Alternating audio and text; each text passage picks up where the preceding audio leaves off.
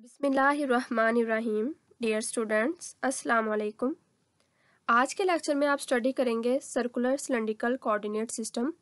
Previously हमने study किया था स्फेरिकल पोलर कोऑर्डिनेट सिस्टम, जिसमें आपके पास स्फेरिकल पोलर कोऑर्डिनेट्स को हम रिप्रेजेंट करते हैं आर, थीटा और फाई से। लेकिन सर्कुलर सिलेंड्रिकल कोऑर्डिनेट सिस्टम में जो हमारे पास सर्कुलर कोऑर्डिनेट्स होते हैं या सिलेंड्रिकल कोऑर्डिनेट्स होते हैं, उनको हम रिप्रेजेंट करते हैं रो, फाई और जी से। यहाँ पे जो जी और रो है आपके पास, ये बेसिकली एक्सिस को रिप्रेजेंट करते हैं और फाई जो है आपके पास एंगल होता है। डिफरेंट बुक्स में डिफरेंट नोटेशन यूज़ की गई हैं। कहीं पे फाई की जगह पे थीटा होता है और कहीं पे रो की जगह पे आर होता है। तो इस चीज़ से आपने कंफ्यूज नहीं होना, आपकी मर्जी है, आप इनके अलावा चाहें तो रो की जगह पे आर और फाई की जगह पे थीटा यूज़ कर सकते हैं, वो भी सर्कुलर सिलेंड्रिकल कोऑर्डिनेट ही कहलाते हैं। याद रहे, यहाँ पे एंगल इस सिस्टम के अंदर, सर्कुलर सिलेंड्रिकल कोऑर्डिनेट सिस्टम के अंदर एक ही एंगल होता है जो कि थीटा या फाई की फॉर्म में होता है, और दो एक्सिस होते हैं, एक तो जी एक्सिस और दूसरा आपके पास रो जो है वो आप इसको आर भी कह सकते हैं और रो से भी इसको रिप्रेजेंट कर सकते हैं। तो यहाँ पे जी जो है वो आपके पास रोटेशनल एक्सिस भी कहलाता है, क्योंकि हम सिलेंडर की फॉर्म में जो है हमारा सब्सटेंस होता है उसके अंदर हम कोऑर्डिनेट सिस्टम कंसीडर करते हैं, तो इसको हम जो है वो कॉमन एक्सिस भी कहते हैं और रोटेशनल एक्सिस भी कहते हैं। जी एक्सिस को कॉमन एक्सिस भी कहते हैं और रोटेशनल एक्सिस भी कहते हैं, क्योंकि इसके इर्द गिर्द आपके पास जो सिस्टम होता है सिलेंड्रिकल फॉर्म में, सिलेंडर फॉर्म में, वो रोटेट कर सकता है। सो स्टार्ट करते हैं सर्कुलर सिलेंड्रिकल कोऑर्डिनेट सिस्टम। आपने जो है कंसीडर करना है एक सर्कुलर सिलेंडर, जैसे कि आपको ये फिगर के अंदर इधर फिगर में नज़र आ रहा है। ये आपके पास एक सर्कुलर सिलेंडर है। यहाँ इस सिलेंडर के अंदर आपने कार्टेशियन कोऑर्डिनेट सिस्टम ड्रॉ करना है, जो कि एक्स, वाई और जी है, और इसका जो यहाँ पे ओरिजिन है वो ओ है। क्या किया, सबसे पहले आपने एक सिलेंडर अज्यूम किया और सिलेंडर के अंदर आपने एक्स, वाई, जी एक्सिस को अज्यूम किया या ड्रॉ किया, एक्स, वाई और जी एक्सिस। फिर आपने इस पॉइंट ओ से एक स्पेस के अंदर एक पॉइंट पी कंसीडर किया और इस पॉइंट पी पे आपने कोऑर्डिनेट्स ड्रॉ किए विद रिस्पेक्ट टू कार्टेशियन। यहाँ पे इस पॉइंट पी के जो कोऑर्डिनेट होंगे वो एक्स, वाई, जी कहलाएंगे, और with respect to cylindrical coordinates वो आर, थीटा जी या रो, फाई जी। मैं दोनों ही जो टर्म्स यूज़ कर रही हूँ, रो, फाई जी भी और आर, थीटा जी भी, आपकी मर्जी, आप दोनों में से जो सी मर्जी आपको जो भी इजी लगता है आप वो यूज़ कर लें। आर, थीटा जी भी ले सकते हैं, रो, फाई जी भी ले सकते हैं। क्या किया, पॉइंट ओरिजिन से स्पेस में पॉइंट पी तक एक हमने, जिसको पोजीशन वेक्टर कहते हैं, आर, जो कि यहाँ पे नज़र नहीं आ रहा, आप इसको ड्रॉ चाहें तो ड्रॉ कर लें। यहाँ पे एक पॉइंट आपने ओरिजिन से पी तक एक पॉइंट ड्रॉ किया, मैं यहाँ पे इसको ड्रॉ भी कर देती हूँ। ये यहाँ से पॉइंट पी से पॉइंट ओ तक, जो कि यहाँ पे ये आपके पास ओरिजिन होता है, ओ पॉइंट आपके पास ओरिजिन है, तो ये आपके पास बेसिकली पोजीशन वेक्टर आर है। तो ये आपने पोजीशन वेक्टर आर ड्रॉ किया और इस पॉइंट पी पे जो आपके पास कार्टेशियन कोऑर्डिनेट्स हैं वो एक्स, वाई, जी कहलाते हैं, और जो सिलेंड्रिकल कोऑर्डिनेट्स हैं वो रो, फाई, जी या आर, थीटा, जी। तो यहाँ पे आर, थीटा और जी की जो डायरेक्शन है वो आपको नज़र आ रही है। जी जो है अलोंग जी एक्सिस होगा, जी आपके पास अलोंग जी एक्सिस है। थीटा जो है वो आपके पास रोटेशन को रिप्रेजेंट कर रहा है, तो आप इसको ये थीटा या फाई, ये रोटेशन के लिए है तो ये चेंज होता रहेगा लॉन्ग टेंजेंट। और जो आर या रो की आपके पास डायरेक्शन है वो ये है, मतलब कि इस पॉइंट पी के ऊपर इस तरह से, कि आर के जो है वो इधर आर के इस तरह इमेज के इन्वर्स इमेज के तौर पर। तो ये जो आपके पास आर है, अगर हम इसको इधर इसका इमेज देखें तो ये आपके पास आर बन रहा है, या ये आर जो है आप इसको रो अगर कंसीडर कर लें, जैसे मैं बार बार कह रही हूँ कि रो, फाई, जी बेसिकली हैं, तो रो यहाँ पे आर है, फाई है यहाँ पे थीटा है, और जी को जी ही यहाँ पे जो है वो रिप्रेजेंट किया गया है। तो रो जो है उसकी डायरेक्शन ये है, ये आपके पास, यानी कि इस और इधर अगर इस वाली हम जो है इसके बॉटम में देखें सिलेंडर के, तो वो ये वाली डायरेक्शन बन रही है आर की या रो की। तो ये इस तरह से आपने इनको ड्रॉ कर लेना है। यहाँ पे मैंने लिख भी दिया है कि आपने कंसीडर कर लेना सबसे पहले एक सिलेंडर, उसके अंदर आपने कार्टेशियन कोऑर्डिनेट एक्स वाई जी जो है वो ड्रॉ कर लिए। उसके बाद फिर आपने आर थीटा फाई या रो फाई जी जो है आपने वो फाइंड आउट कर लेने हैं, ड्रॉ कर लेने। जी जो है कॉमन एक्सिस है, इसको रोटेशनल एक्सिस भी कहते हैं या एक्सिस ऑफ रोटेशन भी कहते हैं कि क्योंकि ये कॉमन एक्सिस के इर्द गिर्द आपका जो ये सिलेंडर है ये मूव कर सकता है। तो अब मैं नेक्स्ट क्या करूँगी कि मैं इस सिलेंडर के बगैर जो है डायग्राम यानी कि एक्स वाई जी और बाकी जो ये वाले कोऑर्डिनेट्स इनको अलग से ड्रॉ कर लेती हूँ ताकि आपको मज़ीद समझ आ जाए। तो आप देखें कि अब मैंने सिलेंडर के बगैर जो है उनको ड्रॉ किया है। तो आप देख सकते हैं कि ये आपके पास एक्स वाई जी एक्सिस और पॉइंट पी जो कि एक्स वाई जी कार्टेशियन सिस्टम में और सिलेंड्रिकल सिस्टम में रो थीटा जी या रो फाई जी हो सकता है। तो ये वही आपके पास जो पॉइंट आर पोजीशन वेक्टर है, ये आपके पास जो है रो की ये वाली डायरेक्शन थी, ये वाली। तो इसी तरह से ये आपके पास इधर इसका इन्वर्स इमेज उसके बॉटम में बन रहा है। ये जो एंगल है इसको आप थीटा भी कह सकते हैं, फाई भी कह सकते हैं, क्योंकि हम कोऑर्डिनेट यूज़ कर रहे हैं वो रो फाई जी है, तो इसलिए मैं थीटा को फाई से जो है रिप्लेस कर सकती हूँ। तो इस तरह से आपने जो है इसको ड्रॉ कर लिया विदाउट सिलेंडर।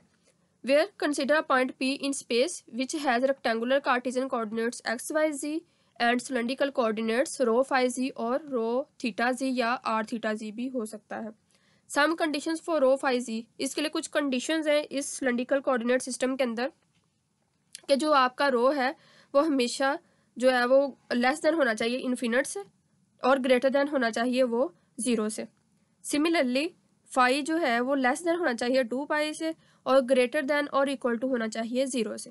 सिमिलरली जो जी एक्सिस है वो आपके पास प्लस इन्फिनिटी से माइनस इन्फिनिटी, यहाँ पे आपके पास नेगेटिव इन्फिनिटी, तो ये उस तमाम जी की वैल्यूज़ के लिए होल्ड करता है आपका जो जी कोऑर्डिनेट है।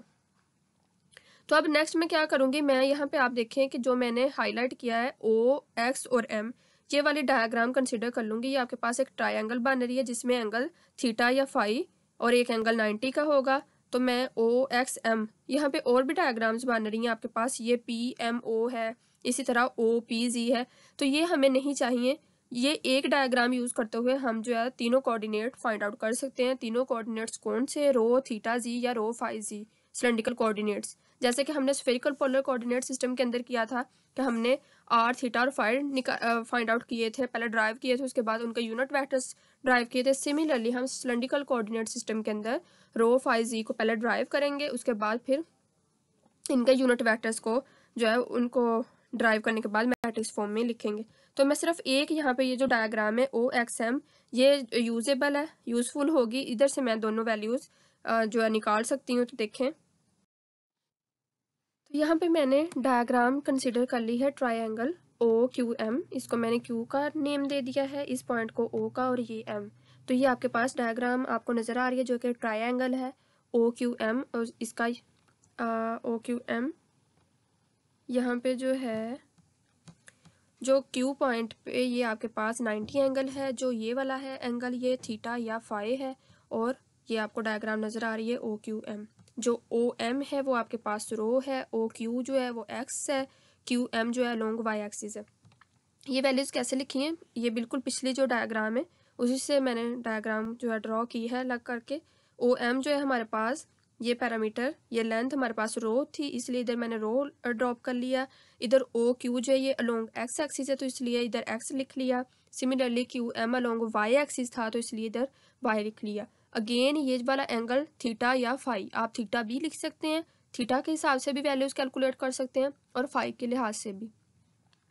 अब हम जानते हैं कि अगर हमने यहाँ से कोज और साइन की वैल्यू निकालनी है तो हम क्या करते हैं कि कोज फाई, क्योंकि एंगल यहाँ पे फाई है, कोज फाई क्या होगा, बेस ओवर हाइपोटेन्यूज। यहाँ पे बेस आपके पास क्या होगी ओ क्यू, तो ये इधर आ जाएगा ओ क्यू, और हाइपोटेन्यूज क्या है आपके पास ओ एम, तो इधर आपके पास आ जाएगा ओ एम। जब इनकी वैल्यूज पुट करेंगे ओ क्यू की जगह पे एक्स आ जाएगा, क्यू एम की जगह पे आपके पास रो आ जाएगा। तो जब यहाँ से x की वैल्यू निकालेंगे तो ये आ जाएगा रो कोज ऑफ फाई, इसको इक्वेशन नंबर 1 कह दें। सिमिलरली हम साइन की वैल्यू भी निकाल सकते हैं, तो साइन फाई हमारे पास क्या आएगा, परपेंडिकुलर ओवर हाइपोटेन्यूज। तो परपेंडिकुलर क्या है क्यू एम, तो इधर मैंने लिख लिया क्यू एम, और हाइपोटेन्यूज क्या है ओ एम, तो इधर ओ एम। जब वैल्यूज इनके पुट करेंगे क्यू एम की वैल्यू वाई है, ओ एम की वैल्यू रो है। तो इस तरह से आप यहाँ से वाई की वैल्यू निकाल सकते हैं, जो कि आपके पास आ जाएगी, रो इधर डिवाइड हो रहा है, उधर जाकर मल्टीप्लाई होगा, rho sine of y which is equal to y. अब जी की जो वैल्यू है वो हम इस डायग्राम से नहीं निकाल सकते। जी जो कि हम पहले बता चुके हैं कि वो एक्सिस है, तो इसलिए उसकी वैल्यू हमें फाइंड आउट करने की ज़रूरत नहीं है। जी को इक्वल टू जी ही पुट करेंगे और इसको इक्वेशन नंबर 3 कह दें। उसके बाद आपने इक्वेशन नंबर 1 और 2 को स्क्वायर करके उसको ऐड कर लेना है। इक्वेशन नंबर 1 और 2 का मैंने स्क्वायर किया और फिर उनको ऐड कर दिया। तो जब ऐड करेंगे तो ये आपके पास इस तरह से आ जाएगा, x square plus y square which is equal to rho square cos square five plus rho square sine square five. अब आप देखें यहाँ पे रो स्क्वायर दोनों में कॉमन है, उसको मैंने कॉमन करने के बाद जब कोस square five plus sine square five को कंबाइन किया तो वो इक्वल टू 1 आ जाएगा और इधर x square plus y square as it is रहेगा। ये आपके पास ट्रिग्नोमेट्रिक प्रॉपर्टी है, cos square five plus sine square five which is equal to 1। तो यहाँ से जब आप अंडर रूट लेंगे रो का तो वो आपके पास रह जाएगा simple rho which is equal to under root of x square plus y square और इसको इक्वेशन नंबर 4 कह दें। अब जो है हमारे पास रो की वैल्यू निकल आई, जी हमारे पास इक्वल टू जी है, वो फाइंड आउट करने की ज़रूरत नहीं इक्वेशन नंबर 3 में। तो अब रह गया हमारे पास फाई, क्योंकि हम जानते हैं रो फाई और जी हमने फाइंड आउट करने थे। रो की वैल्यू निकल आई, जी को इक्वल टू जी ही कह दिया क्योंकि वो एक्सिस था। अब रह गया फाई, तो फाई को फाइंड आउट करने के लिए मैंने इक्वेशन नंबर 2 को जब डिवाइड किया 1 से तो मुझे फाई की वैल्यू भी मिल गई। इक्वेशन नंबर 2 हमारे पास थी y is equal to rho sine phi और 1 थी equation x equal to rho cos of phi. तो जब दोनों को मैंने डिवाइड किया है तो देखें रो से रो कैंसिल आउट होने के बाद साइन ओवर कोज आपके पास टेंजेंट होता है, इधर आपके पास फाई है। तो इस तरह से जब आप फाई की वैल्यू निकालेंगे तो टेंजेंट उधर जाकर इन्वर्स हो जाएगा, ये आ जाएगा tangent inverse y by x और इसको इक्वेशन नंबर 5 कह दें। अब आप देखें इक्वेशन नंबर 3, 4 और 5 आपके पास तीनों सिलेंड्रिकल कोऑर्डिनेट्स निकल आए हैं जो कि रो फाई और जी की वैल्यूज़ को रिप्रेजेंट कर रहे हैं। अब इनको यूज़ करते हुए हम जो है वो यूनिट वेक्टर्स इन टर्म अब हम जो है unit vector circular cylindrical coordinate system में फाइंड आउट कर सकते हैं। वो क्या होंगे, आपके पास रो फाई और जी और साथ में उनके यूनिट कैप्स जो है वो रिप्रेजेंट कर रही हैं यूनिट वेक्टर्स को। तो जैसे कि हमने प्रीवियसली किया था स्फेरिकल पोलर कोऑर्डिनेट सिस्टम के अंदर हमने अज्यूम किया था पोजीशन वेक्टर, उसके अंदर एक्स वाई जी की वैल्यूज़ पुट की थी और फिर उसको डिफ्रेंशिएट किया था with respect to r theta phi. अब हम इसी इक्वेशन को डिफ्रेंशिएट करेंगे with respect to rho phi और जी। तो सबसे पहले मैंने अज्यूम किया, सपोज किया पोजीशन वेक्टर जो कि हमारे पास होता है R vector is equal to X I plus Y J plus Z K. इसके अंदर एक्स वाई और जी की वैल्यूज़ ड्रॉप कर दूंगी मैं, जो कि हमने इक्वेशन नंबर 1, 2 और 3 में फाइंड आउट कर कर रखी हुई है। तो जब मैंने पुट की तो एक्स की वैल्यू आ गई rho cos of phi plus Y की value rho sine of phi plus Z की वैल्यू जी ही थी तो इसलिए इधर जी के। अब इसको इक्वेशन नंबर ए कह दें और इस इक्वेशन ए को आपने डिफ्रेंशिएट करना है 3 टाइम्स। आपकी मर्जी है, जिस मर्जी कोऑर्डिनेट के रिस्पेक्ट पहले कर लें। सबसे पहले मैंने जो किया है रो के रिस्पेक्ट किया है, फिर फाई के रिस्पेक्ट और उसके बाद जी के रिस्पेक्ट। जब मैंने फाई के रिस्पेक्ट रो के रिस्पेक्ट किया तो मैं क्या करूँगी, पार्शियल डेरिवेटिव लूँगी इक्वेशन ए का विद रिस्पेक्ट टू रो। तो जब मैंने इक्वेशन ए का पार्शियल डेरिवेटिव लिया विद रिस्पेक्ट टू रो तो वो इस तरह से आ जाएगा partial r over partial rho which is equal to cos of phi. क्योंकि यहाँ पे जो रो था रो का derivative with respect to rho 1, बाकी आपके पास कांस्टेंट बिहेव करेगा तो as it is. Similarly j वाले टर्म में आपके पास रो का डेरिवेटिव 1, बाकी आपके पास कांस्टेंट बिहेव करेगा एज इट इज़। प्लस अब यहाँ पे थर्ड टर्म में रो था ही नहीं, जो बाकी था जी के वो कांस्टेंट था रो के रिस्पेक्ट, तो इसलिए कांस्टेंट का डेरिवेटिव 0। यहाँ पे जो बात आपने याद रखनी है, अगर आपके पास कोई वेरिएबल क्वांटिटी जिसके रिस्पेक्ट आप डेरिवेटिव ले रहे हैं उसके साथ कांस्टेंट है तो वो एज इट इज़ आ जाएगा। लेकिन अगर वो वाला वेरिएबल एग्जिस्ट ही नहीं करता जिसके रिस्पेक्ट आप डिफरेंशिएट कर रहे हैं तो फिर उस कांस्टेंट का डेरिवेटिव 0 आएगा। क्योंकि यहाँ पे रो नहीं था जी के था तो उसका डेरिवेटिव 0 आ जाएगा।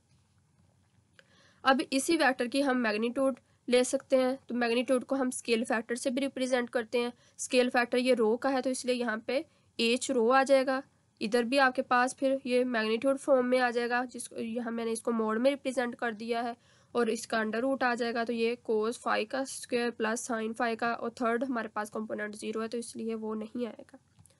जब इसको सॉल्व करेंगे फर्दर तो cos square phi plus sine square phi, जो कि हमें पता है ट्रिग्नोमेट्रिक प्रॉपर्टी है, आंसर इक्वल टू 1 होता है, तो इस तरह स्केल फैक्टर रो की वैल्यू 1 आ जाएगी।